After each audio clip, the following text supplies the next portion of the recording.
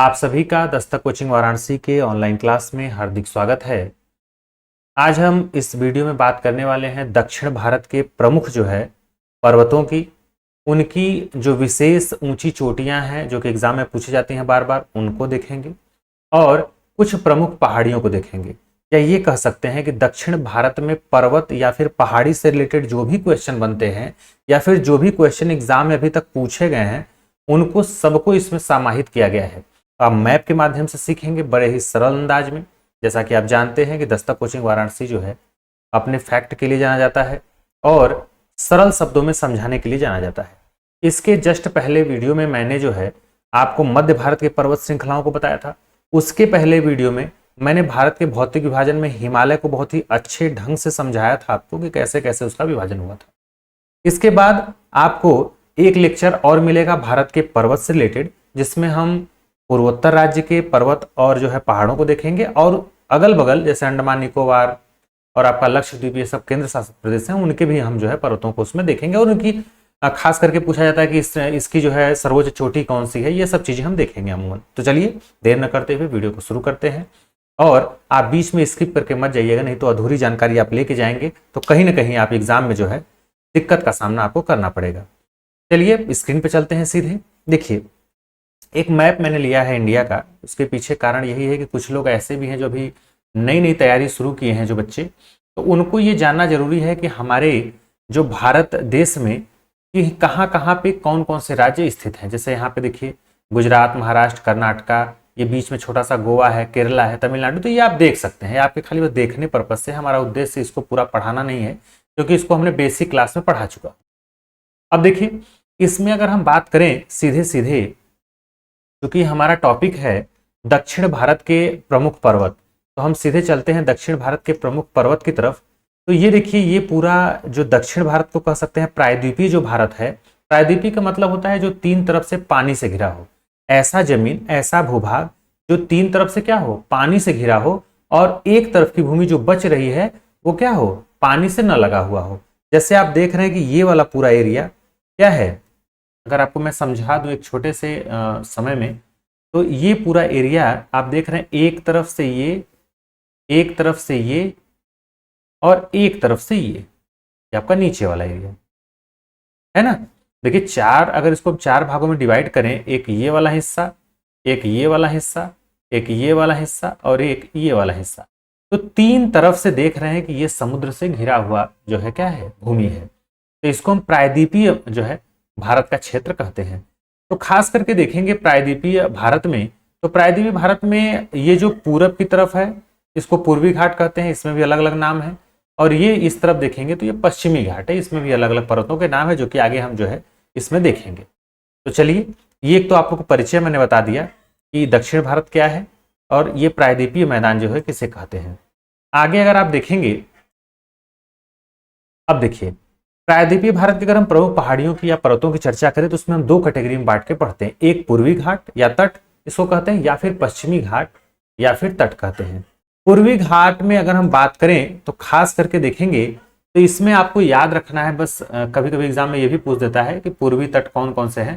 देखिए मलयागिरी है, महेंद्रगिरी है, नल्ला मलाई की पहाड़ी है, वेलिकोंडा की पहाड़ी है, उसके बाद पालकोंडा की पहाड़ी है, फिर उसके बाद नगारी पहाड़ी है, जावेदी है, सेवराज की पहाड़ी है, पंचमलाई है, पालनी की पहाड़ी है और तिरुमलाई है। जो हमने ऑलरेडी हाईलाइटेड किया है वो एग्जाम में काफी बार पूछे गए हैं और एग्जाम की दृष्टि से अति महत्वपूर्ण क्वेश्चन है। ठीक है, अगर हम पश्चिमी घाट की चर्चा करेंगे तो पश्चिमी घाट में हरिश्चंद्र है, बालाघाट है, सहाद्री है, महाबलेश्वर है, बाबा बुदन की पहाड़ी है, ब्रह्मगिरी है, कुंद्रेमुख है, चित्रदुर्ग है, नीलगिरी है, अन्नामलाई है, कार्डमम या फिर इसको इलायची की पहाड़ी भी कहते हैं, क्योंकि इंग्लिश पे देखेंगे तो इलायची को कार्डमम कहते हैं। नागरकोई पहाड़ी है, कन्याकुमारी है। ध्यान देने बात योग्य ये है कि यह सीधे सीधे उत्तर से दक्षिण की तरफ का ये क्रम है, ये याद रखिएगा। ठीक है, क्या है, उत्तर से दक्षिण तक इसका जो है क्या है, एक क्रम है। तो ये नॉर्मल जानकारी कि पूर्वी तट में कौन कौन से हैं और पश्चिमी में। अब हम एक एक करके इंपॉर्टेंट जो भी हैं उसको हम देखेंगे। अगर हम आगे बढ़ें पूर्वी घाट की तरफ, अगर हम चर्चा करें मुख्य रूप से, तो मुख्य रूप से पूर्वी घाट में आपको मालूम है कि इसका जो ढलान है वो काफी मंद है। मंद का मतलब होता है वो तीखा ढलान नहीं है। कारण उसका क्या है, देखिए आपसे कभी कभी ये भी क्वेश्चन पूछा जाता है कि जो बंगाल की खाड़ी में नदियां गिरती हैं, चूंकि इधर का एरिया आपका बंगाल का खाड़ी है, तो वो जितनी भी नदियां बंगाल की खाड़ी में अपना जल गिराती हैं वो अपने मुहाने पे, अपने मुंह पे क्या करती हैं, डेल्टा का निर्माण करती हैं। ठीक है, डेल्टा, जो बालू वगैरह रेत वगैरह जो है जम जाते हैं। तो और जो पश्चिम की तरफ बहती हैं वो खास करके गार्ज या एस्चुरी का जो है क्या करती हैं, निर्माण करती हैं, और उनका ढलान काफी क्या होता है, तीखा होता है। इसीलिए देखेंगे तो पूरब की अपेक्षा पश्चिम का कट जो है क्या है, बहुत ज्यादा कटा फटा है। ठीक है भाई, जहां पे तीव्र बहाव होगा पानी का वहां पे ज्यादा कटान होगा, जहां पे ज्यादा जो है जो तट होंगे वो कटेंगे छटेंगे। तो पूरब की तरफ हम चर्चा करें तो पूरब में क्या है, सीधे सीधे मंद ढाल है, पहला असतत श्रृंखला है, एक लगातार नहीं है, असतत है, इनरेगुलर श्रृंखला है। उड़ीसा से तमिलनाडु तक है, ये आपको मालूम होना चाहिए। और ये पश्चिमी घाट से ऊंचाई में क्या है, कम है, औसतन इसकी ऊंचाई 1100 है, जबकि उसकी 1400-1500 मीटर है। इसके जो है मध्य भाग में देखेंगे तो दो समानांतर पैरेलल जो है पहाड़ियां पाई जाती हैं, जिसका नाम है वेलिकोंडा जो पूर्वी भाग में है, और पालकोंडा पश्चिमी पहाड़ी है, इसको कहते हैं। अगर आपसे पश्चिमी पहाड़ी पूछा जाए तो पालकोंडा है, और पूर्वी पूछा जाए तो वेलिकोंडा है। और इस तरफ बनने वाली जो नदियां हैं बहने वाली, वो सीधे सीधे किसका निर्माण करते हैं, डेल्टा का। ठीक है, जैसे सपोज दैट पानी बह रहा है तो पानी के साथ साथ काफी कीचड़ वगैरह भी, हर चीज तो आता है, बालू है, रेत है, कंकड़ है, पत्थर है, ये सब आते हैं। तो धीरे धीरे यहाँ पे जमा होने लगता है। जब जमा होने लगेगा तो भाई पानी का बहाव तो रुकेगा। तो पानी का बहाव चूंकि इधर से प्रेशर जब बढ़ेगा तो कहीं ना कहीं ये जो बालू वगैरह इसके बगल से वो बहने का प्रयास करेगा, इधर से निकल जाएगा, है कि नहीं। तो इसी को बोलते हैं डेल्टा। यहाँ पे पूरा क्या जम जाता है, बालू वगैरह जम जाता है, इधर से नदियां अपना रास्ता क्या करती है, बदल देती हैं, वहीं पे वो हो जाता है। और जब तीखा ढाल रहेगा, सपोज दैट यहाँ से, अब सपोज दैट एकदम तीखा ढाल है, तो तीखा ढाल है तो जमीन को पूरा क्या कर देंगे, सपट कर देंगे, जो कि पश्चिम की तरफ है। ये सी नॉर्मल जानकारी। यहाँ पे अगर मुख्य रूप से हम पर्वतों की चर्चा करें तो एक महेंद्रगिरी है, आप लोकेशन में यहाँ देख पा रहे हैं। ठीक है, मैंने आपको बताया भी था कि जैसे अगर भारत के राज्यों की चर्चा करें तो यहाँ पे आप सीधे कर्नाटक है, केरल है, तमिलनाडु है, तमिलनाडु के बाद ये पूरा आपका एरिया आंध्र प्रदेश वाला है, आंध्र प्रदेश के बगल में देखेंगे तेलंगाना है, और उड़ीसा है, उड़ीसा के बाद पश्चिम बंगाल है कि नहीं। तो ये आप लोकेशन देख सकते हैं मैप में, इसीलिए मैंने पहले ही आपको ऑलरेडी बता दिया। तो यहाँ पे देखेंगे तो ये महेंद्रगिरी है, फिर यहाँ पे नल्लामलाई की देखिए पहाड़ी है। ठीक है, फिर उसके बाद पालकोंडा, ये लोकेशन आप देख पा रहे होंगे कहाँ पे किस जगह पे है। ये आपका सेवराय की पहाड़ी है, पंचमलाई पहाड़ी है, पालनी की पहाड़ी है। ये सब किस में है, सीधे सीधे देखेंगे तो ये आपके तमिलनाडु में है, ये तमिलनाडु वाला एरिया है। ठीक, अब देखिए ये तो आपके पूर्वी घाट का हो गया। पश्चिमी घाट के प्रमुख पर्वतों को देख लेते हैं जो कि बार बार एग्जाम में पूछे गए हैं और क्या इंपॉर्टेंट हो सकते हैं आपके एग्जाम के लिए। तो आप देखेंगे तो देखिए ये पश्चिमी घाट के हैं। पश्चिमी घाट की चर्चा करें तो सबसे पहली चीज की, पूर्वी घाट के विपरीत पश्चिमी घाट का विस्तार अरब सागर के तट के समानांतर तापी नदी, जिसको हम ताप्ती भी कहते हैं कभी कभी, मुहाने से लेकर के कन्याकुमारी के अंतरिक्ष द्वीप तक है। ठीक है, यहाँ पे देखेंगे तो पश्चिमी घाट का क्या है, अरब सागर यहाँ से लेकर के यहाँ सीधे कन्याकुमारी तक, ये पूरा क्या है, पश्चिमी घाट कहलाता है। और इसमें और इंपॉर्टेंट क्या है, इसकी जो लगभग लंबाई है वो 1600 किलोमीटर, कितनी, 1600 किलोमीटर है। और 2012 में विश्व धरोहर इसको पश्चिमी घाट को क्या किया गया है, यूनेस्को के द्वारा घोषित किया गया। ये भी इंपॉर्टेंट क्वेश्चन याद रखिए, कब, 2012 में। और विश्व की जो सर्वाधिक बायोडाइवर्सिटी है, जैव विविधता होती है, वह यहाँ पे क्या होती है, पाई जाती है। ठीक है, और ये वास्तविक पर्वत श्रेणी नहीं है, ये कटान छटान से ही क्या है, एक तरह से बना है। और यहाँ की नदियां अपने मुहाने पर ज्वार नदमुख, जिसको मैं एस्चुरी बताया ना आपको, उसका निर्माण करती हैं। ठीक है, तीव्र ढाल है, मैंने पहले ही बताया, पूर्वी का जो है कम ढाल है। और सबसे ऊंची चोटी अगर पूछी जाए आपसे पश्चिमी घाट की तो कलसूबाई है, जो कि हरिश्चंद्र श्रेणी में पाई जाती है, 1646 किलोमीटर। देखिए दक्षिण भारत की अगर आपसे पूछे तो अलग बात है, लेकिन जो पश्चिमी घाट वाला पूरा एरिया है, ये अगर इसकी खाली पूछे जाए सर्वोच्च चोटी तो 1600 क्या होगा, 46 मीटर। नाम क्या है, कलसूबाई, याद रखें। इसमें जो आपको एग्जाम के दृष्टि से इंपॉर्टेंट याद रखना है, उसमें उत्तर से दक्षिण का क्रम है बाबा बुदन की पहाड़ी, ये यहाँ पे आप लोकेशन देख पा रहे होंगे। ठीक है, ये आपको मालूम है कि ये आपका क्या है, बताइए, महाराष्ट्र है, ये कर्नाटक है, कर्नाटक के बाद केरल है, बीच में ये आपका गोवा है यहाँ पे। ठीक है, ये सब चीज जानते रहिए आप। नीलगिरी की पहाड़ी है, ब्लू माउंटेन जिसको कहते हैं, यहाँ पे आप लोकेशन देख पा रहे हो। यहीं पे जो है पूरब और पश्चिम दोनों जो है आपके जो पर्वत श्रृंखलाएं हैं तटों की, वो क्या आती हैं, आके मिलती हैं, एक गांठ नुमा जो है संरचना बनती है यहाँ पे, ठीक है। यहीं पे देखेंगे तो इसको बीचों बीच एक दोद्दा बेट्टा जो है इसकी सर्वोच्च श्रेणी पाई जाती है। अन्नामलाई की पहाड़ी, ये है यहाँ पे लोकेशन में आप देख पा रहे होंगे, ये आपका केरल और तमिलनाडु के लगभग बॉर्डर के इधर है।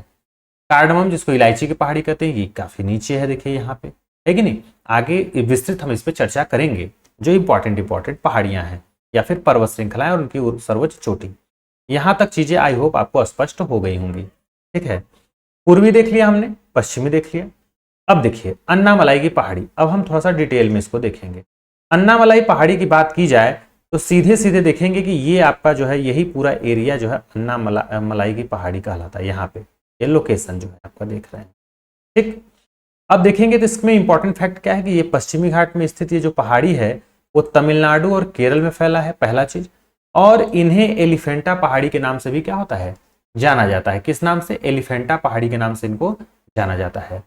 इसका अगर सर्वाधिक ऊंचा शिखर आपसे पूछे तो अनाईमुड़ी है, जो कि दक्षिण भारत की सबसे ऊंची पर्वत चोटी है। दक्षिण भारत की सबसे ऊंची चोटी अनाईमुड़ी है, ऊंचाई 2695 मीटर, ये भी पूछा गया है। ये किस पहाड़ी के अंतर्गत आता है, तो अन्नामलाई पहाड़ी के अंतर्गत। अन्नामलाई किसके अंतर्गत आता है, पश्चिमी घाट के अंतर्गत आता है। और पश्चिमी घाट में अन्नामलाई पढ़ाई जो है पहाड़ी का विस्तार किन प्रदेशों में है, तो तमिलनाडु और केरल आप देख पा रहे होंगे, ठीक है। यहाँ पे सीधे सीधे और भी चीजें स्पष्ट हो गई हैं, यहाँ पे देख पा रहे होंगे, ठीक है, मैप के थ्रू। यहाँ पे भी देख रहे हैं आप, ये पाल घाट है, ये आपका नाम ये है कार्डमाम जो है आपका सेनकोट्टा, देखिए ये है। तो ये सारी चीजें हैं। यहाँ पे नीलगिरी हिल्स है, देखिए ये, ठीक है, जहाँ पे तीनों आके मिलती हैं, गांठनुमा संरचना बनती है यहाँ पे। आगे देख लीजिए, आगे क्या इंपॉर्टेंट है। आगे देखिए नीलगिरी की पहाड़ी है। नीलगिरी का पहाड़ी से रिलेटेड क्या क्या क्वेश्चन हमारे एग्जाम में बन सकते हैं। पहला चीज, नीलगिरी पहाड़ी जो है लोकेशन में तो आप देख ही पा रहे हैं, यहाँ पे इतना है, ठीक। ये तमिलनाडु राज्य का क्या है, पर्वतीय क्षेत्र है। और ये दक्षिण भारत में स्थित है, ये आपको पता ही है, क्योंकि दक्षिण भारत के पर्वत पहाड़ हम जो है पठार हम पढ़ ही रहे हैं। नीलगिरी की जो चोटियां हैं वो आसपास के मैदानी क्षेत्र से अचानक उठ करके 1800 से 2400 मीटर की ऊंचाई तक क्या है, पहुंचती हैं। इनकी ऊंचाइयां, इनमें से 2637 जो मीटर ऊंचाई है दोद्दा बेट्टा, ये तमिलनाडु का शीर्ष बिंदु है। अनाईमुड़ी दक्षिण भारत का है कि नहीं।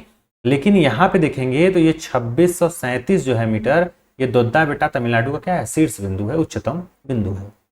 ये पहाड़ी पश्चिमी घाटी का हिस्सा है। नोयर नदी इन्हें कर्नाटक के पठार और पालघाट घाटी में इन्हें अन्नामलाई या फिर पालनी पहाड़ी के नाम से भी क्या करती है, अलग करती है। ये पहाड़ियां जो होती हैं वो आसपास के मैदान क्षेत्र के मुकाबले ठंडी और क्या होती है, नम होती हैं। ऊपरी पहाड़ी पर लहरदार घास का निर्माण होता है। यहाँ पे खास करके चाय, सिनकोना, इन सब चीजों की जो है क्या बनाई जाती हैं, जो कि खेती की जाती है।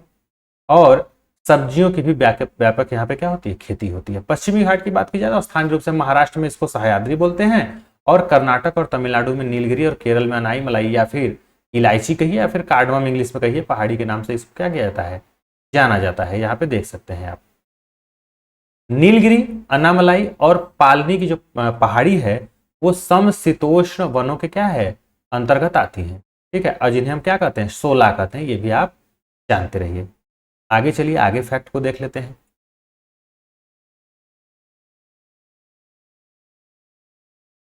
आगे देखिए नल्ला मलाई की पहाड़ी है, ये भी इंपॉर्टेंट है, काफी एग्जाम में कई बार पूछा गया है। लोकेशन आप देख ही पा रहे होंगे यहाँ पे।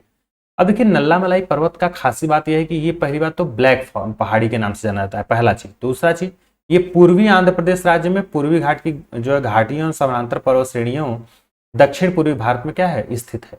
इसका लोकेशन है। कृष्णा नदी की ये खास करके दक्षिण में जो है स्थित ये पहाड़ी जो है, उत्तर से दक्षिण की ओर अगर देखेंगे तो बंगाल की खाड़ी जो है आपका पूरा एरिया पड़ता है, इसके कोरोमंडल तट के क्या है, समानांतर है। कोरोमंडल तट के क्या है, समानांतर है। और इसकी कुल लंबाई 430 किलोमीटर है। और यह उत्तरी सीमा पलनाड बेसिन और दक्षिणी सीमा तिरुपति की पहाड़ियों में क्या है, स्थित है। 31 किलोमीटर की इसकी चौड़ाई है। नल्ला मलाई श्रृंखला की औसत 900 से कितनी है, 1100 मीटर। उबड़ खाबड़ विरल आबादी वाले इस पर्वतीय क्षेत्र का अधिकांश हिस्सा देखा जाए तो स्फटिक स्लेट पत्थरों का बना है, और यह पूर्वी घाट के पर्वतीय प्रदेश का क्या है, एक उदाहरण है। ये नल्ला मलाई के बारे में जो है फैक्ट था आपको बताना। आगे देखिए, अगर हम बात करें नेक्स्ट जो काफी इंपॉर्टेंट क्वेश्चन इससे हट के बनते हैं कभी कभी, उसको आप जानते रहिए। पहला चीज कि अगर आपसे पूछे कि अन्नामलाई पर्वत श्रेणी की सबसे ऊंची चोटी क्या है तो अनाईमुड़ी है, और यही दक्षिण भारत की क्या है सबसे ऊंची चोटी है, पहला। दूसरा, दोदा बेटा चोटी जो है वो दक्षिण भारत का दूसरा सबसे ऊंचा क्या है पर्वत शिखर है। दोदा बेटा क्या है सबसे ऊंचा दूसरा शिखर है, कभी कभी पहला ना पूछ के दूसरा पूछ देता है, तो याद रखिएगा दोदा बेटा। राजमहल पहाड़ी की अगर ऊंची पूछी आपसे चोटी पूछा है तो पारसनाथ, राजमहल का क्या है सबसे सर्वोच्च बिंदु पारसनाथ। सेवराय का सन्यासी मलाई या फिर डफ पहाड़ी के नाम से भी इसको जानते हैं। इसमें और देखेंगे पालनी पहाड़ी, तो इसकी ऊंची चोटी है बिम्बादिस्टा, ठीक। नीलगिरी आपको मैंने बताया दोदा बेटा, ठीक है। बाबा बुदन की पहाड़ी की सबसे ऊंची चोटी मलयागिरी है। तो ये थे दक्षिण भारत के प्रमुख पर्वत, एक छोटे से लेक्चर में मैंने इसको समेटने का प्रयास किया। आई होप ये प्रयास आपको अच्छा लगेगा। अगर आपको अच्छा लगे और चैनल पे आप नए हैं तो लाइक शेयर सब्सक्राइब करना मत भूलिएगा, और कोई अगर कीमती सुझाव हो तो कमेंट बॉक्स में जरूर दीजिएगा। मिलेंगे नेक्स्ट वीडियो में नए जो है टॉपिक के साथ, तब तक के लिए अपना ध्यान रखिए। जय हिंद, जय भारत, थैंक यू।